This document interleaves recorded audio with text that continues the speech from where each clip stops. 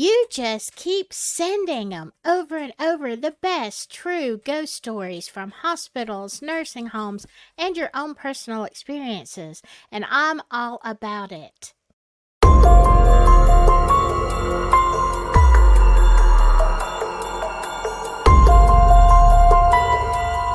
Well, hello, my very spooky, wonderful friends, and magnificent weirdos. All right, I know something's missing tonight. It's Scully. Well, he honestly doesn't have a place to sit. If you look back here, my kitty, Sachi, she's solid black. You may see her. She has taken over Scully's perch. So I guess Sachi and I are going to be doing the ghost stories tonight. So I hope you love these. These are submitted by my subscribers, and they are great. So let's jump on in. Okay, this first one comes from Jen Crawford. Now, this is not a medical story, but it is a good one. When I was about 13 years old, the elderly lady next door passed away, and her family put her mattress outside. My brother brought it in our house for my 2-year-old niece. After that, we started experiencing some weird activities, such as my newborn nephew would wake up crying, and by the time my sister got to him, he had been changed and fed and was back to sleep. What? Okay, fed and changed and back to... Okay, whoa. She would follow my mom when she left the house and pushed my mom off the icy sidewalk onto the grass. Rude. And continued doing so. So she would change the nephew, but she would push your mom. Oh. My sister went to put my niece to bed, the ghost's bed, and my niece asked my sister who the lady sitting on the bed was. Okay. So I'm kind of getting the vibes that she wants to be the mom. That's a little scary. We couldn't keep a jar of Hellmann's mayonnaise in the house because it would always disappear and we would never be able to find the empty jar. But nothing would happen with any other brand of mayonnaise. Ah, I see. Ghost likes Hellmann's. My sister and I were sitting in the living room and we saw something out of the corner of our eyes, just off the kitchen, and we would walk in the pantry, and on the top shelf, way in the back behind the other things, was our crock pot, and it was lifted up, and then hovering over the floor, and then just fell and smashed. Okay, I'm not up for that. I was babysitting my niece and was playing with her on my lap when I glanced down the hallway and saw a vapor outline of someone hovering. I got scared because I was alone with my niece and started singing the Ghostbusters song. My brother-in-law didn't believe in ghosts and thought we were all crazy.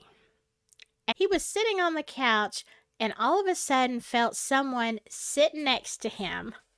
And when he looked to see who it was, he saw an indentation. And nobody was there. He jumped up fast and ran and said, okay, I believe you now.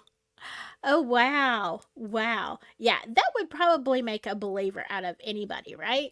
I'll tell you this about my house steals food, but it's not a certain brand. My house just steals food randomly. And always when somebody is right there. There's no other explanation. I've told those stories before. But I think it's funny that the ghost likes Hellmann's. So I'm thinking that somebody used to live in that house that passed away, maybe didn't have any children or lost their children. This is just my thoughts on that. But wow, what a story, right? This one comes from Torill. Okay, I can't. I don't know how to say your name. I am so sorry. I smell cigarette smoke, mostly in the bathroom, but sometimes in the hall, and even in the garage. No one in the house smokes. Okay, I will tell you this. A lot of stories, if you go back and watch some of the videos, a lot of people smell smoke or cigar, pipe tobacco from people who they recognize the scent. It was someone who passed away in the house, but that they knew. So I'm guessing that maybe someone passed away or is coming back who was a smoker. I might want to look into that and see who used to live there. Okay, this one is from Angela Calmer, 1852. What do you do when your ghosts slam doors? Um, I I just tell them to stop their shenanigans. Like, I'm just like, stop it, quit. Ain't nobody got time for this. I mean, literally. I can't think of one that's been a door that's been slammed here, but definitely cabinet doors and stuff. And I've just gone in there and say, stop it. I am not putting up with your shenanigans. So, that's kind of the way I handle it. Um, I'm thinking that you've got a door slamming ghost problem, though. All right, this one comes from S.A. Grammy 4. I worked at Methodist Hospital, San Antonio, Texas for 25 years, and several times, night shift, out of the corner of my eye, I saw a mist or a wisp of white appear and quickly vanish. Always near the same room, 929. I felt no fear or unease at all. In 32 years of nursing, I've had many patients who were under satanic influence, but only a few who were out and out possessed. Well, thank goodness for that. They all frightened me, and I prayed protection from the Holy Spirit and called on the blood of Jesus. One man's room was always very chilly, not from the AC.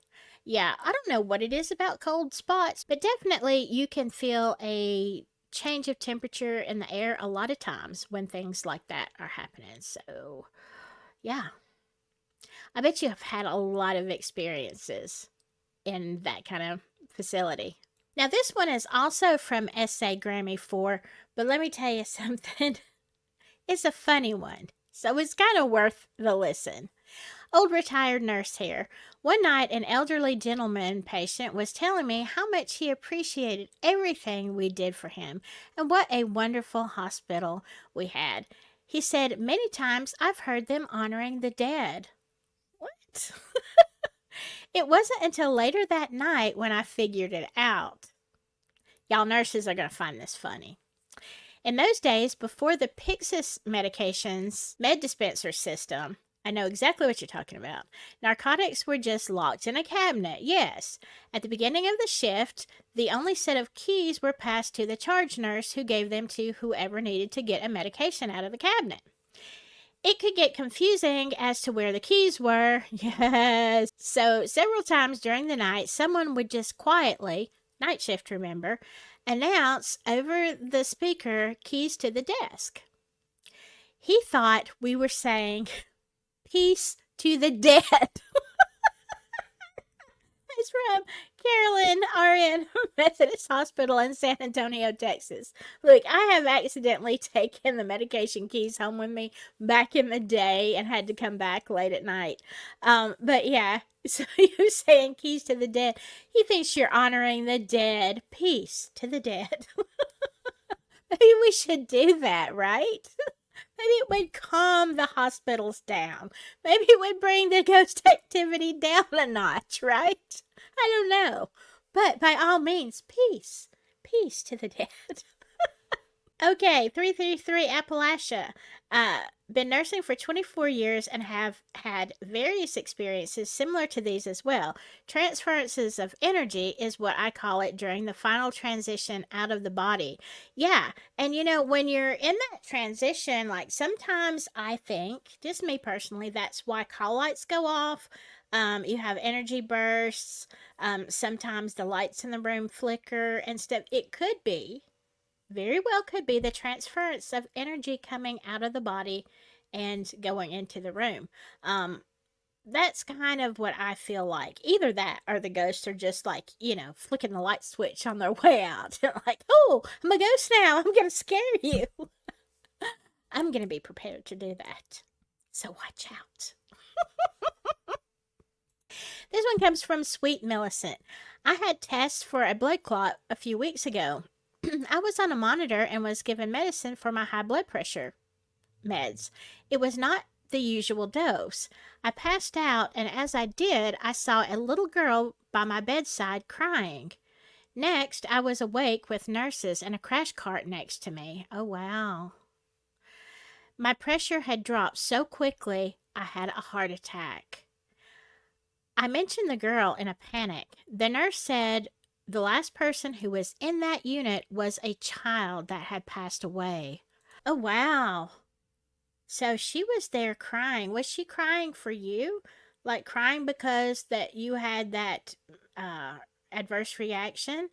Or was she crying because she was stuck? I don't know. That is crazy though. Wow. I'm glad you are okay now, though. Okay, this is by I think Real Long 2506. I'm not sure.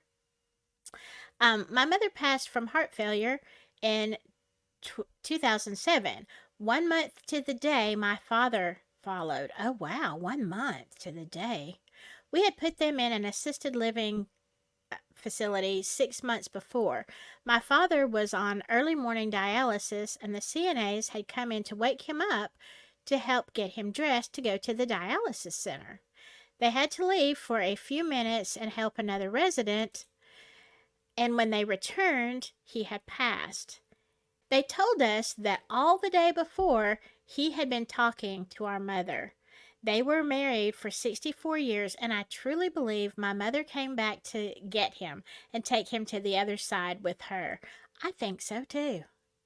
In 2020, I started to have problems with my heart and have had 3 stents placed in the last 4 years. Oh my goodness, bless your heart. Every time I would smell her perfume before I developed chest pains.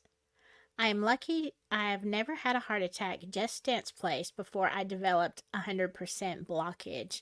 Oh, wow. So I wonder, was your mom there to like warn you that something was going to go wrong, that something wasn't right? Or was she thinking it might be your time and she's going to come and get you? I don't know. That's crazy though. I really enjoyed that story. What do y'all think? Okay, that is all the stories that I have for today, but I've got a ton more and keep sending them. I love your stories. There are some great ones. Remember to have a safe holiday weekend. I don't know when you're going to see this, but it's a holiday for me. So enjoy, stay safe. I love a thumbs up for Sachi. Let me see if I can get her. Sachi, I guess she's not going to move anymore, but she really appreciated your company tonight as we read these stories. All right.